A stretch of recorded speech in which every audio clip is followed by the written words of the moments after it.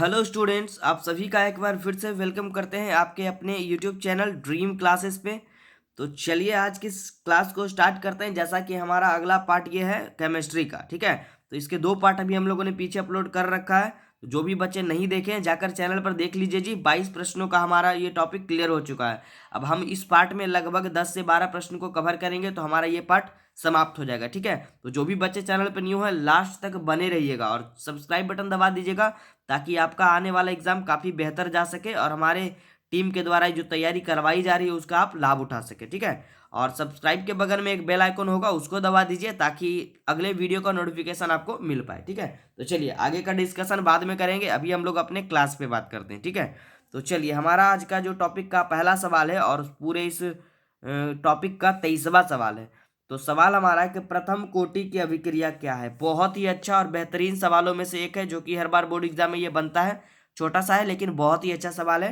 ये लघु तरीये में पूछता है ये, ठीक है। तो ये हमारा केमिस्ट्री के शॉर्ट क्वेश्चन का ये पूरा टॉपिक चल रहा है। चलिए सवाल हमारा क्या था, प्रथम कोटि की अभिक्रिया क्या है। तो इसके जवाब को हम लोग जान लेते हैं और काफी अच्छे से एकदम इसका सॉल्यूशन पढ़ेंगे। तो वैसी रासायनिक अभिक्रिया, ठीक है। जवाब देखिए इसका क्या होगा, वैसी रासायनिक अभिक्रिया जिसमें अभिक्रिया का वेग अभिकारक के सांद्रण के प्रथम घात के समानुपाती होता है, ठीक है। एकदम अच्छे से समझिएगा।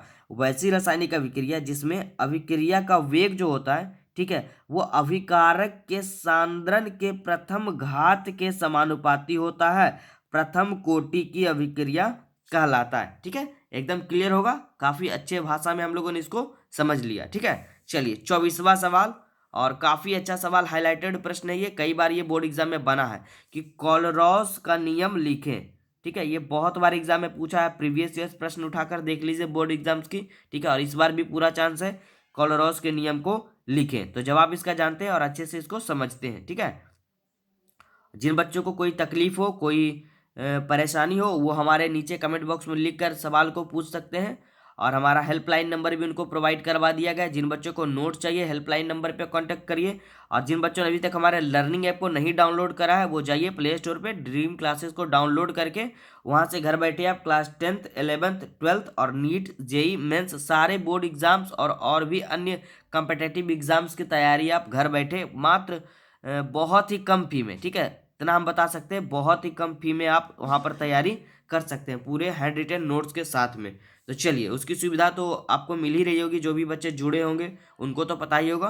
तो चलिए आगे बढ़ते हैं 24वें सवाल की ओर। हमारा सवाल था कोलरॉस का नियम लिखे, ठीक है। तो इसका आंसर होगा कि कोलरॉस ने 1876 ईस्वी में लवणों के ऐसे युग्म के अति तनु विलयन के मोलर चालकत्व का अध्ययन किया जिसमें एक आयन दोनों में उभयनिष्ठ होता है, ठीक है। तो कोलोरॉस का नियम यही था कि उन्होंने अपने नियम में, ठीक है, देखिए एक सवाल यहाँ से और भी निकलता है, एकदम टॉपिक को क्लियर करते चलिएगा। सबसे पहला सवाल हमारा निकला कि कोलोरोस ने अपना नियम कब दिया, यानी कोलोरोस का नियम कब दिया गया, 1876 ईस्वी। एक सवाल यहाँ पर बना वस्तुनिष्ठ वाला। फिर हमसे पूछेगा कोलोरोस का नियम है क्या, क्या वो बोले थे अपने नियम में। तो कोलोरोस एक वैज्ञानिक थे, ठीक है, साइंटिस्ट थे।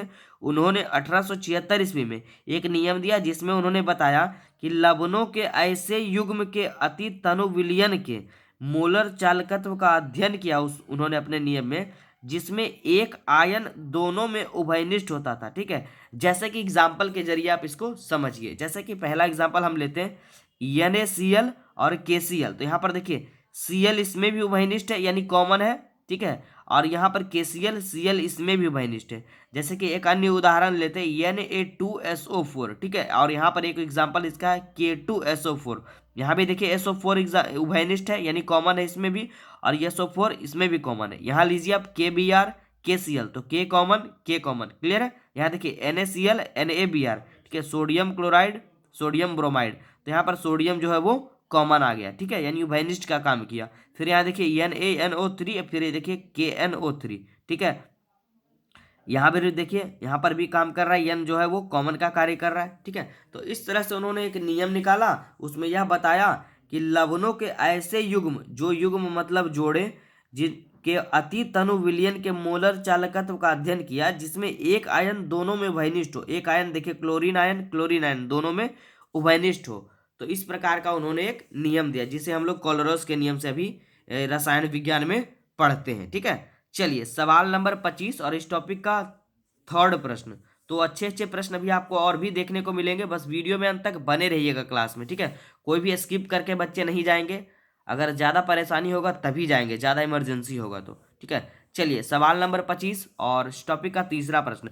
फैराडे के विद्युत अपघटन के दूसरे नियम को लिखें। काफी अच्छा और बेहतरीन सवालों में से एक, जो कि हर बार बोर्ड एग्जाम में बनता है कि फैराडे के विद्युत अपघटन के दूसरे नियम को लिखें। इसका जवाब क्या होगा कि विभिन्न वैद्युत अपघटन विद्युत, देखिए ध्यान से पढ़िएगा कि विभिन्न वैद्युत अपघट्य के घोल से समान विद्युत की मात्रा प्रवाहित करने पर, फिर से पढ़ रहे हैं, देखिए फैराडे के विद्युत अपघटन के दूसरे नियम के बारे में पढ़ रहे हैं कि विभिन्न वैद्युत अपघट्य के घोल से समान विद्युत की मात्रा, विद्युत मतलब बिजली की मात्रा प्रवाहित करने पर इलेक्ट्रोड पर मुक्त पदार्थ की मात्रा जो है उसके रासायनिक तुल्यांक के क्या होता है, समानुपाती होता है। फैराडे का विद्युत अपघट्य का द्वितीय नियम यह कहलाता है। क्लियर है? चलिए तो एकदम अच्छे से नोट कर लीजिए, ये इस बार बोर्ड एग्जाम के लिए काफी इंपॉर्टेंट साबित होने वाला है। ठीक है, इसको चलिए हम बीबीआई करवा देते हैं जी। ठीक है, इसको बीबीआई कर लीजिएगा। चलिए अगले प्रश्न की ओर बढ़ते हैं, 26वें टॉपिक की ओर। सवाल है हमारा, देखिए सवाल आपको दिख रहा होगा सभी बच्चे को स्क्रीन पे कि वैद्युत अपघटनी सेल को परिभाषित करें। काफी छोटा है लेकिन अच्छा सवाल है, तो इसका जवाब जानिए आप लोग कि वैसा सेल, ठीक है, वैद्युत अपघटनी सेल के बारे में पढ़ रहे हैं, वैसा सेल जिसकी सहायता से विद्युत ऊर्जा को रासायनिक ऊर्जा में परिवर्तित किया जाता है। लगता है ये सवाल पीछे भी हम लोग पढ़े थे, लेकिन चलिए एक बार फिर से पढ़ लेते हैं, रिवीजन हो जाएगा, कोई दिक्कत नहीं है। ठीक है, एकदम इजी है। देखिए वैसा सेल जिसकी सहायता से, यहाँ पर देखिए, विद्युत ऊर्जा को रासायनिक ऊर्जा में परिवर्तित किया जाता है, वैद्युत अपघटनी सेल कहलाता है। ठीक है, और यहाँ पर देखिए वैद्युत अपघटनी सेल 2 इलेक्ट्रोड का बना होता है। ये भी पूछता है एग्जाम में कि वैद्युत अपघटनी सेल जो है वो कितने इलेक्ट्रोड का बना होता है, तो 2 इलेक्ट्रोड सेल का। ठीक है, चलिए अब हम लोग आगे बढ़ते हैं सवाल नंबर 27वें पे। तो एकदम अंत तक बने रहिएगा जी, काफी अच्छे अच्छे सवाल हम लोग इस पूरे पार्ट में कवर करेंगे। ठीक है, तो आपका एग्जाम इस बार बोर्ड एग्जाम काफी अच्छा जाने वाला है, ये मैं दावा लेता हूँ। ठीक है, तो आप लोग बस पूरे प्रश्नों का संग्रह जो हमारा ये चलेगा उसको एकदम कवर करके जाइएगा बोर्ड एग्जाम में।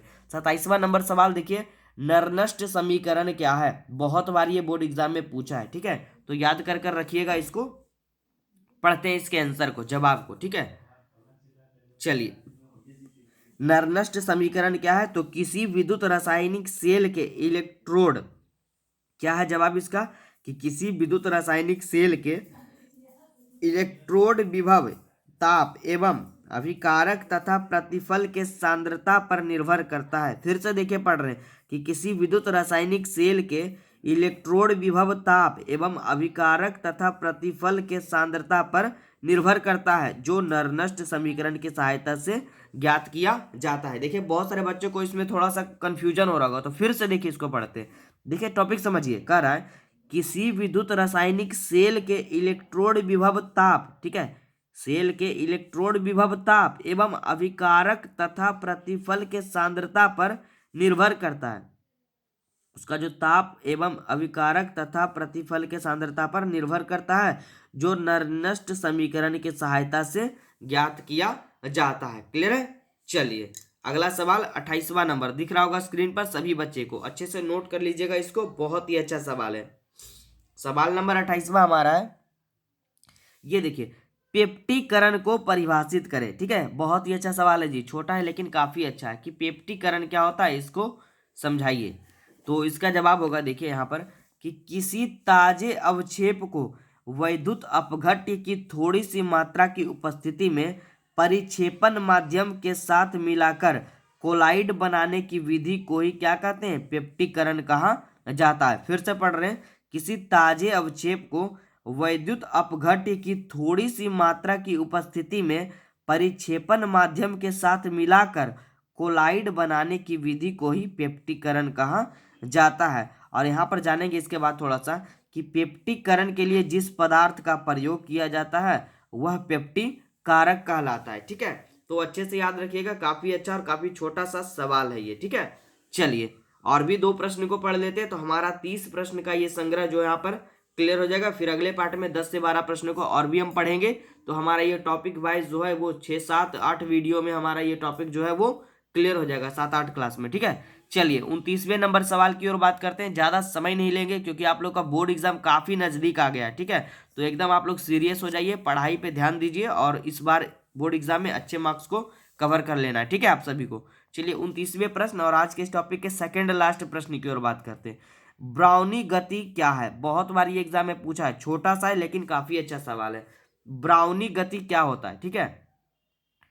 चलिए जवाब जानते हैं, ठीक है। बहुत सारे बच्चे को लग रहा होगा कि सर आप तो लगातार पढ़ाते ही जा रहे हैं, ठीक है, तो थोड़ा सा ब्रेक भी दीजिए। तो चलिए कुछ कुछ आराम आराम से पढ़ेंगे, ठीक है, लेकिन समझते जाएंगे। बस आप लोग को तो जल्दी से पढ़ना है, इसको जितना जल्दी पढ़ लीजिए उतना अच्छा रहेगा। जितना रिवीजन करिएगा उतना आपका ये एग्जाम बेहतर जाएगा, ठीक है। समय गंवाने से कोई फायदा है नहीं। तो चलिए जवाब को पढ़ते हैं कि देखिए ब्राउनी गति के बारे में कि इस गति का सर्वप्रथम अध्ययन रॉबर्ट ब्राउन ने किया था। देखिए एक और यहाँ पर क्लियर हो गया है, एक ऑब्जेक्टिव यहाँ पर कि ब्राउनी गति के प्रतिपादक कौन थे, तो रॉबर्ट ब्राउन, ठीक है। तो यहाँ पे याद रखते जाइएगा सारा।